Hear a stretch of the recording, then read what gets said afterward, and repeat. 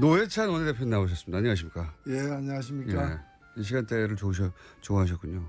아니요, 제가 화요일 날 마치고 이제 바로 의원총회가 있기 때문에 시간이 좀 겹쳐가지고. 그래서 항상 바쁘셨구나. 예. 조금만 시간이 늦어도 이제 그냥 가야 된다고 막 그러셨거든요. 사건 사고가 제법 좀 있습니다. 지난 한 주 동안 또. 일단 가장 최근인 홍준표 전 대표, 물론 예상하셨지만 홍준표 전 대표가 아니죠. 이제 대표도 다시. 예. 한 번 대표를 하셨다가 이제 5년 만에 다시 대표가 됐는데 일단 축하든 뭐든 한마디 해주셔야죠. 공식적으로. 예. 경남 도지사를 또 지냈기 때문에 저하고도 각별한 관계가 없지 않고. 예. 여하튼 당의 또 대표로 지금 현재 자유한국당이 매우 어려운 처지 아닙니까? 그런 당의 또 대표로 선출됐기 때문에 일단은 뭐 어려운 짐을 맡은 데 대해서 축하드리고. 어려운 짐을 맡은 데 대해서 축하드리고. 뭐 꼭 그런 뜻은 아니고 하여튼 축하드리고 네. 또 잘 헤쳐나가시길 또 기대합니다. 알겠습니다. 근데 지금 홍준표 대표의 영이 잘 안 쓰는 것 같아요. 본인은 지금 정부가 하는 일 다 반대하는 이런 방식은 아니라고 본다라고 했는데 정우택 원내대표는 그대로 가고 있거든요. 일단은 뭐 자유한국당의 원내 대책을 보면은 최대한 이 차별화를 통해서 존재감을 보여주겠다는 것이고 최대한의 태클. 예. 그 차별화를 여당과의 차별화만이 아니라 경우에 따라서는 다른 야당과의 어떤 차별화까지도 서슴지 않고 선택하는, 그래서 가장 강력한 노선을 보여주겠다라는 게 일단은 원내 그 노선인 것 같아요. 네네. 근데 이제 홍준표 대표가 이제 취임하면서 그와는 좀 다르게 인정할 건 인정하고 넘어가야 되지 않느냐라는 말을 했는데 일단 말은 그것까지 했는데 행동은 아직 그까지 안 나아가는 것 같아요. 뭐 정우택 원내대표 거기에 대해서 코멘트한 걸 보면 뭐 원내총회 그 의원총회에서 결정한 사항이니까 강경 노선으로 계속 가겠다는 정도의 취지로 얘기를 했거든요. 그러니까 홍준표 당대표는 그렇게 생각하는지 몰라도 의원들은 그렇게 생각 안 하고 우리는 그렇게 안 해왔어 라고 튕기는 것 같은데요 지금. 그러니까 이 당이 지금 뭐 선거에 패배는 했지만은 다음 목표나 향후 전망에 대해서 나름대로의 자신감과 결기를 가지고서 같이 움직여 나가는 그런 상태가 지금 아닌 거죠. 그러다 보니까 정우택 원내대표도 홍 대표의 그 당선 일성, 당선되자마자 뭐라고 얘기했냐면은 원내 대표와 당 대표가 이렇게 큰 추락을 없이 사건 사고 없이 이렇게 잘 헤쳐나가길 바란다고 얘기한 것 자체가 여러 가지 어떤 돌발 변수가 숨어 있다라는. 추락으로 있다는 얘기죠. 그건 뭐 가능성이 있다는 얘기죠. 그건 어차피 또 함께 일해왔던 분들도 아니기 때문에 그런 거죠.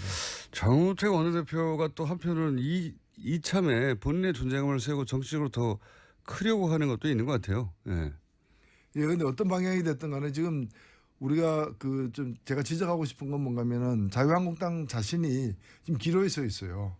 그래서 보수의 본당으로 다시 일어서느냐 아니면 수구 잔당으로 몰락하느냐. 과거 자민련이 없어질 때부터도 보면은 그냥 한 번에 가거든요. 맞습니다. 정당이라는 게 한 번에 갑니다. 그래서 열린우리당도 마찬가지였어요. 한 번에 갑니다. 한 번에 뜨기도 하지만.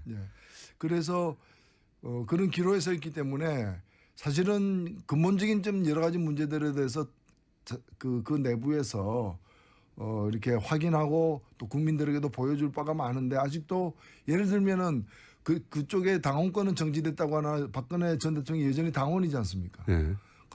그 당원이 현직 대통령에서 파면당하고 탄핵당하고 감옥까지 갔는데 그 사태에 대해서 지금 어떤 국민들에게 제대로 된 사과를 한번 했느냐라는 거죠. 그리고 또 그걸 씻고 지금도 보면 일각에서는 무죄다라고 얘기하는 거 아니에요. 억울하게 탄핵당했다라고 지금. 감옥에서 빨리 꺼내야 된다고. 그렇게 얘기를 하는 그것이 진짜 노선인지 국민에 대해서 진심으로 하는 얘기인지 아닌지 이런 것부터 하나하나 정립해 가지고 제대로 된 보수 정당으로 새로 날 것인지 아니면은 그냥 이제 수구 잔당으로 몰락의 길을 갖다가 그냥 마다않고 갈 것인지를 오히려 결정해야 될 때지 자기들끼리 뭐 다투고 하는 문제는 아닐 것 같습니다. 친박계라고 나는 친박계라고 주장하는 사람은 아무도 없지만 여전히 그 힘이 센 것 같습니다. 자유한국당 내에서는. 친박계가 두려워하는 거는 홍준표 지금 새 지도부가 아니고 뭐 그 친박계를 등용하네 안 하네 얘기하지만은 친박계는 그런 데 지금 연연하는 게 아니라 사정당국 현 정권의 사정당국을 갖다가 이제 두려워하고 그쪽을 주로 쳐다보는 거죠. 그렇겠죠, 당연히. 그래서 더 강하게 나오는지도 모릅니다. 지금. 예. 우리 건들면 우리도 가만히 있지 않겠다고 하는 제스처일 것도 같고. 홍준표 전 대표는 전 대표가 아니라 자꾸 전 대표라고 하는 전 후보 현 대표는 저희가 조만간 모시겠습니다. 직접. 국민의당 사태의 추이는 어떻게 보고 계십니까? 예, 뭐 일단 1차 관문은 그 검찰 수사를 통해서 국민의당이 스스로 조사한 바 내용 중에 좀 미진한 것으로 지적되고 있는 부분들 그 발표하기까지 발표하는 과정에서 당의 적극적인 권유 내지 또는 이제 인지가 있었는지 그다음에 발표한 직후에 5월 9일 선거일 전까지 즉 발표할 때는 몰랐다더라도 하루 이틀 후에 제대로 알았다면 선거가 투표일 전에 이걸 바로잡는 노력을 당이 해야 될 의무가 있는데 그렇죠. 그걸 갖다가 했는지 안 했는지 그러니까 이제 5월 9일 전에 알았는지 안 알았는지 지금 5월 8일 날 알았을 수 있다. 이준서는 최고위원은 알았을 수 있다라는 또 정황도 나오기 때문에 그 부분이 명확해질 필요가 있고요. 마지막으로는 이제 뒷수습 과정에서 이걸 은폐 내지 덮으려고 어떤 시도가 있었는지 등에 대해서 미진한 부분은 검찰 수사를 통해서 밝혀질 텐데 저는 좀 약간 납득이 안 가는 것이 일단은 국민의당의 발표에 대해서도 여러 문제제기가 있습니다만은 저는 뭐 믿고 싶어요. 공당이 그래도 큰 사고를 당하고 수습 차원에서 진상조사인 거라면은 믿는 게 저는 예의라고 생각되거든요. 본인들이 할 수 있는 만큼 최대치를 했다 뭐 이 정도까지는 믿어줘야죠. 근데 이제 믿는다 하더라도 남는 부분이 있어요. 그건 뭐냐면은 자꾸 이제 단독 범행을 강조하는데 그러면 단독 범행이면 국민의당은 면책이 되느냐라는 거예요. 맞습니다. 자꾸 이제 아니 뭐 콜레라는 그 콜레라균은 이유미가 만들었다라고 얘기하는데 그건 그렇다 치더라도 단독으로 만들었다고 하는데 단독으로 만들었던 합작으로 만들었던 그 콜레라균을 갖다가 국민의당 분무기로 뿌린 거 아니에요? 그러니까 그 뿌린 쪽이 더 어찌 보면은 책임이 큰 거 아니에요. 만일에 그 이유미 씨가 기자회견을 자청해가지고 이런 정보를 입수했는데 이 취업 청탁 이런 게 있었다라고 얘기했으면 누가 믿었겠어요.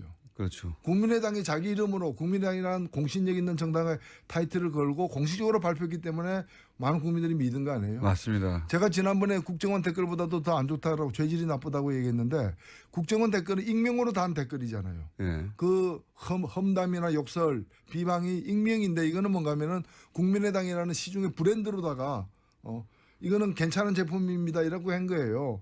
그러니까 가습기 살균제도 그 유명한 회사들에서 나온 거하고 이름 처음 보는 이상한 조그만한 영세업체에서 나온 거하고는 그 소비자들에 대한 설득력이 다르잖아요. 피해 규모도 달라지는 거예요. 그렇기 때문에 이것을 국민당 이름으로 공개해서 영향을 미친 데 대한 그런 어떤 이 반성이나 사과나 이 대목이 잘 안 보이고 그냥 이거는 저 사람이 단독으로 만든 거예요. 그 얘기만 하고 있다는 거예요. 이게 자동차 회사 같으면 전량 리콜 아니겠어요? 이거 리콜도 불가능한 제품인 거죠. 저는 또 한 가지 이 국민의당이 대단히 잘못했다고 생각하는 워딩이 뭐냐면 국민의당이 본인들이 속았다 이런 식으로 워딩을 했지 않습니까? 이유미 씨가 자신들을 속였다. 이유미에게 당도 속았다. 저는 근데 이제 우리도 피해자라는 거죠. 이게 속았다는 거는 자신들이 피해자라는 거잖아요. 당 내에서 자기들끼리는 그런 말을 할 수 있어요. 그렇죠. 이거는 국민이 속은 거거든요. 그냥 자기들 속사정이야 자기들끼리 얘기고 우리가 여름에 냉면집 주인이 나는 대장균에게 속았다. 걔들이 이렇게 많을 줄 몰랐다. 이제 많으면서도 나한테 많은 척 안 했다. 뭐. 많은 척 안 했다. 그걸 이제 조사해가지고 많으면 팔지 말아야 될 책임이 냉면집 주인한테 있는데. 그러니까요. 균이 나를 속였다. 뭐 이렇게 대장균 단독 범행이다. 뭐 이렇게 대장균 단독 범행이다. 아니 초반에 홍준표 대표 얘기하실 때는 이게 아무래도 홍준표 대표 그동안 많이 공격하셨으니까 살살 하시려나 보다 했더니 점점점 앞으로 기회가 많겠죠. 뭐. 기회가 많겠죠. 균이 나를 속였다. 아니, 저는 이거는 해서는 안 될 말을 했다고 생각하거든요. 자기들도 속았고 국민도 속았다. 뭐 이런 식으로 얘기하는데 그러면 자기들도 피해자고 국민들도 피해자라는 얘기잖아요. 국민들 입장에서 보기에는 국민의당이 속인 거예요, 그냥. 이윤 씨가 누군지 알지도 못하고. 그런 이제 생각이 들 수 있겠죠. 그러나 공당에서 네. 그런 제보를 갖다가 아무리 뭐 당직자가 얘기했다 하더라도 엄청난 그 사실을 갖다가 확인도 안 하고 바로 얘기할 수는 없는 것이고 그러니까요. 이 다 모든 것이 드러난 상황에서는 그 점에 대한 어떤 죄책감 이런 게 커야죠. 그게 정상이죠. 그러니까 냉면집 주인이 정확한 비유 맞습니다. 냉면집 주인이 균이 나를 속였다고. 우리도 피해자라고. 대장균은 말이 없다. 뭐 이런 게. 대장균은 말이 없다. 심상정 대표님도 그런 표현을 하긴 하셨어요. 국민의당 꼬리를 잘라도 너무 짧게 잘랐다. 심상정 대표님도 뭐랄까요. 예, 노회찬 원내대표님이 하시는 비유를 보면서 항상 부러웠을 거예요. 갑자기 왜 주제가 또 이상한 데로 생각. 그래서 이런 발언을 하신 것 같은데. 자, 그건 그렇고 하나 더 얘기를 주제를 다뤄보고 오늘 끝내야 되겠습니다. 이 ICBM, 북한의 ICBM 발사에 대해서는 어떻게 바라봐야 됩니까? 어떻게 논평하시겠습니까? 예, 뭐 일부 언론에서는 문재인 대통령이 미국을 방문해 가지고 북한에 대해서 이렇게 핵 동결하면 대화 프로그램으로 들어가겠다라고 제안을 하자마자 ICBM을 쏘음으로써 네. 우리의 제안을 거부한 것처럼 얘기하는데 저는 네. 그렇지 않다고 보고요. 저도 거꾸로 해석하거든요. 그렇죠. 네. 어찌 보면은 미국 북한이 이걸 쏜 건 뭔가면 대화와 협상을 압박했다. 누구에게? 미국과 한국에게. 네. 사실 이제 다만 대등한 상대로 우리를 대해라 이거 아닙니까? 그런죠. 네. ICBM이라는 게 대륙간 탄도미사일이고 이건 아시아 대륙에서 아메리카 대륙으로 쏜 거기 때문에 네. 아메리카에 있는 나라 USA 예. 대화의 광장으로 나와라. 예. 자꾸 이제 중국을 갖다 건드려 가지고 뒤에서 쑤시지 말고 예. 또 한국만 가지고 대화하기는 어렵다. 왜냐하면 모든 어떤 무기에 대한 결정권이 통제권은 이제 예. 미국이 갖고 있으니까 미국과 같이 대화해야 된다는 거고 저는 북한의 행동은 규탄해야 마땅하지만은 실제로 문제를 해결하기 위해서는 해석을 제대로 해야 되는데. 미국과 한국이 다 대화에 나서야지. 미국이 계속해서 이제까지 보면 과거에 클린턴 정부 때도 8년 임기 거의 다 끝나갈 무렵에 울브라이트를 갖다 평양에 보내는 타이밍 놓치는 그거를 대응이 두고 있었고. 다들 후회하죠. 후회했죠. 예. 부시도 보면은 부시 4년을 허망하게 보내고 강경책으로 예. 그다음에 마지막에 이제 전략을 선회했지만은 너무 늦었고 오바마 같은 경우에는 전략적 인내라 해가지고 전략적 인내가 뭔가 하면은 아무것도 안 하는 거죠. 안 하는 게 전략적 인내인 거예요. 예. 그때 또 우리가 보수 정권이었기 때문에 뭘 할 수도 없었겠죠. 예, 그 없었죠. 그렇기 때문에 저는 이제 되려면은 제대로 해야 되는 거고 트럼프 정부도 과거 미국 정부의 실패를 전체를 밟아서는 안 된다고 봅니다. 적극적으로 임해야 된다고 봅니다. 그러니까요. 저는 이제 이런 ICBM이니 아니네, 맞네, 뭐 북한에서 미국까지 날아가네, 아니네 이런 얘기가 계속 집중해서 언론이 보도하는데 이걸 무기의 성능으로 볼 일이 아니고 무기의 성능으로 따지면 미국이 가지고 있는 핵은 뭐 북한이 가지고 있는 핵의 몇만 배 아닙니까? 비교도 안 되는 건데. 네. 몇만 배가 아니라 몇백만 배 되겠죠. 그러니까 무기의 성능으로 따질 일이 아니라 북한의 의도를 해석하고 계속해서 이게 뭘 하려고 하는 거냐 분석하는 게 나와야 되는데 무기로서만 자꾸 보도가 돼가지고요. 네. 저는 이 점과 관련해 가지고 한국의 언론들이 자신들이 한 얘기에 대해서 정말 책임을 지고 반성할 건 반성해야 된다고 봅니다. 얼마 전에 그 문정인 특보가 예, 그러니까요. 미국 가서 핵 동결하면은 뭐 이 군사 훈련을 줄이겠다고 하는 거 있죠. 예. 그 며칠 후에 보니까 미국 외교협회에서 공화당 민주당이 합동으로 낸 전문가 보고서에 그게 들어가 있어요. 그러니까 미국도 주머니 속에서 만지고 있는 카드인데 그러니까 그걸 말입니다. 갖다가 특보가 이런 것도 있을 수 있다라고 옵션을 얘기했다 그래가지고 난리가 벌떼처럼 달라들었잖아요. 노회찬 원내대표였습니다. 시간이 아쉽습니다. 우리당도 마찬가지였어요. 한 번에 갑니다. 예. 예. 한 번에 뜨기도 하지만 예. 그래서 그런 기로에 서 있기 때문에 사실은 근본적인 좀 여러 가지 문제들에 대해서 그 내부에서 이렇게 확인하고 또 국민들에게도 보여줄 바가 많은데 아직도 예를 들면은 그쪽에 당원권은 정지됐다고 하나 박근혜 전 대통령이 여전히 당원이지 않습니까? 예. 그 당원이 현직 대통령에서 파면당하고 탄핵당하고 감옥까지 갔는데 그 사태에 대해서 지금 어떤 국민들에게 제대로 된 사과를 한번 했느냐라는 거죠. 그리고 또 그걸 씻고 지금도 보면 일각에서는 무죄다라고 얘기하는 거 아니에요. 억울하게 그러니까요. 탄핵당했다라고 예. 지금 감옥에서 빨리 꺼내야 예. 된다고. 예. 그렇게 얘기를 하는 그것이 그 진짜 노선인지 국민에 대해서 진심으로 하는 얘기인지 아닌지 이런 것부터 하나하나 정립해 가지고 제대로 된 보수 정당으로 새로 날 것인지 아니면은 그냥 이제 수구 잔당으로 몰락의 길을 갖다가 그냥 마다않고 갈 것인지를 오히려 결정해야 될 때지 그 자기들끼리 뭐 다투고 하는 문제는 아닐 것 같습니다. 그 친박계라고 나는 친박계라고 주장하는 사람은 아무도 없지만 여전히 그 힘. 본인은 지금 정부가 하는 일 다 반대하는 이런 방식은 아니라고 본다라고 했는데 정우택 원내대표는 그대로 가고 있거든요. 일단은 뭐 저기 자유한국당의 원내 대책을 보면은 최대한 그 이 차별화를 통해서 존재감을 네. 보여주겠다는 것이고 최대한의 태클. 예. 그 차별화를 여당과의 차별화만이 아니라 경우에 따라서는 다른 야당과의 어떤 차별화까지도 서슴지 않고 선택하는 그래서 가장 강력한 노선을 보여주겠다라는 게 예. 일단은 원내 그 노선인 것 같아요. 네네. 근데 이제 홍준표 대표가 이제 취임하면서 그와는 좀 다르게 예. 인정할 건 인정하고 넘어가야 되지 않느냐라는 말을 했는데 일단 말은 그것까지 했는데 행동은 아직 그까지 안 나아가는 것 같아요. 뭐 정우택 원내대표 거기에 대해서 코멘트한 걸 보면 뭐 원내총회 그 의원총회에서 결정한 사항이니까 강경 노선으로 계속 가겠다는 정도의 취지로 얘기를 했거든요. 그러니까 네. 홍준표 당대표는 그렇게 생각하는지 몰라도 의원들은 그렇게 생각 안 하고 우리는 그렇게 안 해왔어 라고 이미 센 것 같습니다. 그 자유한국당 내에서는. 친박계가 두려워하는 거는 그 홍준표 지금 새 지도부가 아니고 예.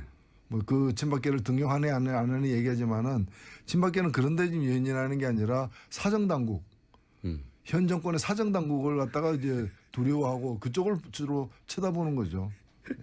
그렇겠죠, 당연히. 그래서 더 강하게 나오는지도 모릅니다, 지금. 예. 우리 건들면 우리도 가만히 있지 않겠다고 하는 제스처일 것도 같고. 홍준표 전 대표가 아니라 자꾸 전 대표라고 하는 전 후보, 현 대표는 저희가 조만간 모시겠습니다, 직접. 국민의당 사태의 추이는 어떻게 보고 계십니까?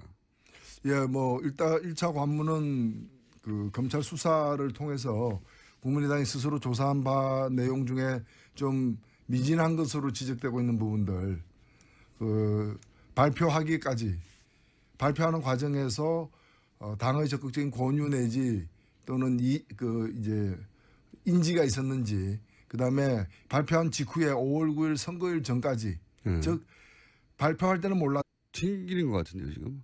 그러니까 이 당이 지금 뭐 선거에 패배는 했지만은 다음 목표나 향후 전망에 대해서 나름대로의 자신감과 결기를 가지고서 같이 움직여 나가는 그런 상태가 지금 아닌 거죠.